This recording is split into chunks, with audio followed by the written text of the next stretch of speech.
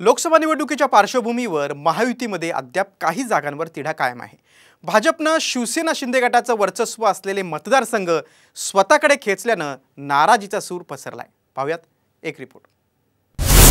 भाजपकडून नकारार्थी सर्वेचं जाळं। शिवसेनेच्या जागा खेचल्यानं नाराजी।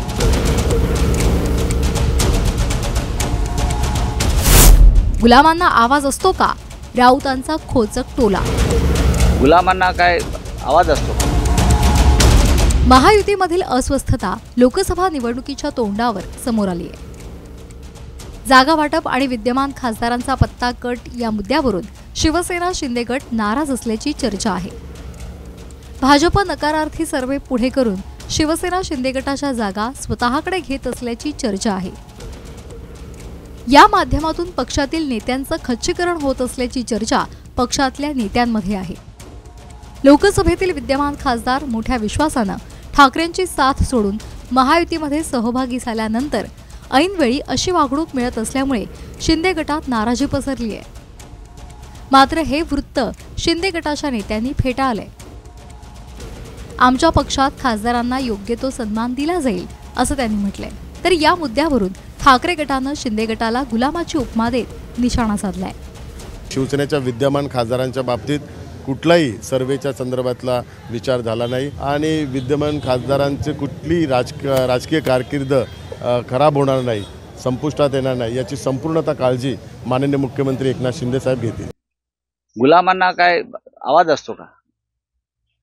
स्वाभिमानी लोक असतात ते आवाज उठवू शकतात अन्यायाबद्दल। शिवसेनेच्या कोणत्या मतदारसंघावर भाजपनं दावा केलाय ते पाहूया। अमरावतीमध्ये नवनीत राणांना पक्ष प्रवेश देऊन उमेदवारी दिली आहे। रत्नागिरी सिंधुदुर्गमध्ये नारायण राणेंना उमेदवारी मिळण्याची शक्यता आहे। छत्रपती संभाजीनगरमध्ये भागवत कराड यांच्या नावाची चर्चा आहे। दक्षिण मुंबईमध्ये राहुल नार्वेकर यांच्या नावाची चर्चा आहे। उत्तर पश्चिम मतदारसंघावर भाजपनं दावा केलाय। पालघरमध्ये राजेंद्र गावित यांना कमळ चिन्हावर लढवण्याचा आग्रह आहे।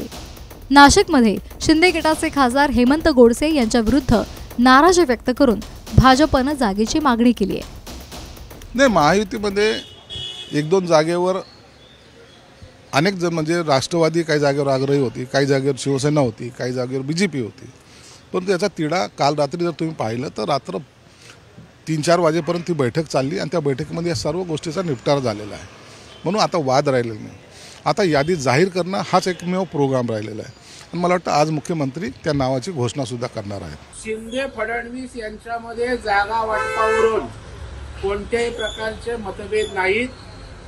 या संदर्भातील बातम्या या दादांत खोट्या आहेत। उलट पक्षी मुख्यमंत्री शिंदे साहेब, फडणवीस साहेब आणि अजितदादा एकत्रितपणे एक जागा निवडून कशी येईल याची आखणी त्या ठिकाणी करतात। भाजपचे प्रदेशाध्यक्ष चंद्रशेखर बावनकुळे यांनीही या मुद्द्यावर भाष्य केले।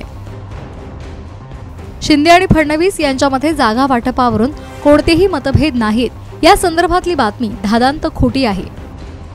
उलट एकनाथ शिंदे, देवेंद्र फडणवीस आणि अजित पवार हे तिघेही एकत्रितपणे प्रत्येक जागा कशी जिंकता येईल याची आखणी करत आहेत।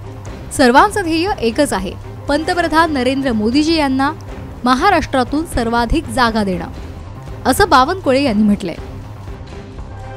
महायुतीतील चर्चेला शिंदे गटाकडून फक्त मुख्यमंत्र्यांनाच बोलावलं जातं, तर राष्ट्रवादीमधून अजित पवार आणि प्रफुल्ल पटेल उपस्थित असतात। जागांच्या वाटाघाटीत शिवसेनेतील नेत्यांना दूर ठेवत असल्याची भावना आहे। लोकसभा निवडणुकीमध्ये अशी परिस्थिती आहे, तर विधानसभा निवडणुकीला काय होणार हा प्रश्न आहे। सूरज सावंत, साम टीव्ही न्यूज।